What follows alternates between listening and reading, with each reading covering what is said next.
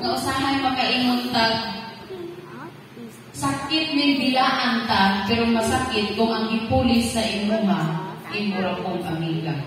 Right? Napoy uban nga nabiktima sa gugma sa ilang mga silingan. Makaingon sila, walay pulos ang kadako sa kalibutan kung ang imo mauyab, imurang silingan. Pero wala na napasagot mga kapagkag nga inyong sa bulagan na. Well, mapisapat ka natin na ng mga pinalangga ng mga kapagkaon. Nasayo ako mo nga kining Sabbath day or adlaw ipapahulay, mura ni siya o kining atong hinigugma. Kay matod pa, ibuhat ang adlaw ipapahulay alang sa tawo. Dili ang tawo alang sa adlaw ipapahulay. So, nagpasabot na mga kapaglaon nga bahalag wala siya gihimo, ay bahalag wala ko gihimo alang kaniya, basta kay gihimo sa alang kanako. Amen? Amen, mga kapaglaon. Well, thank you so much sa maong nga alaw ito, no? Sa ko ang kauban ni Sister Mara. You know, mga kapaglaon, wala dyan may kabalo sa ginatawag nga address diri search na mo ang page nato sa Tabunog SDA Church. Gitanaw na mo, tapos ginandra na mo ang driver sa tricycle nga mo isakyan niya. Basta ihatod lang niya na address.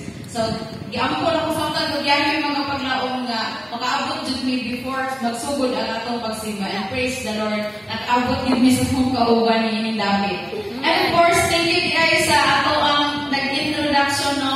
Gamay na mo ito akong gisulat sa papel, pero murag daghan man siya giingon mga kapaglaong. Ang pinaka-number 1 with the dimension ng katong single o ready to mingle. Basig doon, ato mga kapaglaong, sige na magbalik-balik ka ng simbahan na. Well, thank you so much sa mga introduction. Dito ko na-amaze, murag number 1 follower dito siya. Kay updated siya sa atong social media. Thank you so much kapaglaong sa mga introduction. And of course, sa invitation, supposedly, di dapat ako ang mo-speak. Ang katong nagkanta-unta ang mo-speak dari ang mga kapaglaon.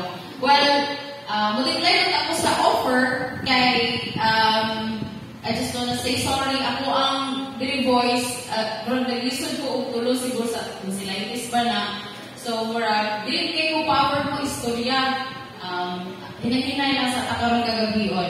So, pero naisip na ako nga, dili maayo mo decline sa offer or panalangin niya gihatag sa Ginoo. So, wala dyan yung mga invitation niya, gi-decline na ako, gawas na akong dili fit sa schedule. So, sige sa among invite mga kapaglaon, mo go, gito. And of course, thank you so much sa maungat opportunity. Well, ngayon kagabion mga kapaglaon, kung inyong nabantayan, nakita ninyo sa screen sa EEC Gymnasium na. Nakabantay mo, pansin po na ako sa toong church, pag-abot na mo kayo na gamay pa kayo o ni abot kayo hindi ko basta Vesper or Sabbath School, gamay pa kayo na mo abot sa church. Well, kung napansin ako mo, ato tawag mo fellowship, meetings, or even mga dagong katibungan, kasagaran daghan mo attend, daghan mga mag-ilog sa bangko, and even sa kanang mga mubisita, magdalagi sila o sarili nilang alingkuranan. So kung na-observe mo, if you're going to visit like mga congresses, before namin youth congress dito sa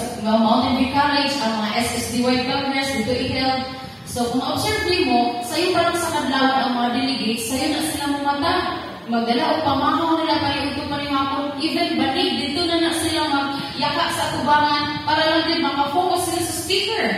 Kaya kung muhawak sila sa ilang space or place, pasagod dyan na ibalik nila na siya lingkod sa ilang lingkuranan. Ang iba dyan, dati na experience ko, bisag ka iniun ko, kung ganyan ang mahuman ang wali kay kung muhawa ko, ibalik din ang kakaagi, and of course, ang other ko na, di na dyan ka kalingkod sa inyong safe or space. Well, and anak ka, kasagaran niya, magsigi o kiluganay. So, kung makita na mga kapaglaong daghan kayo ang attend sa mga katibungan.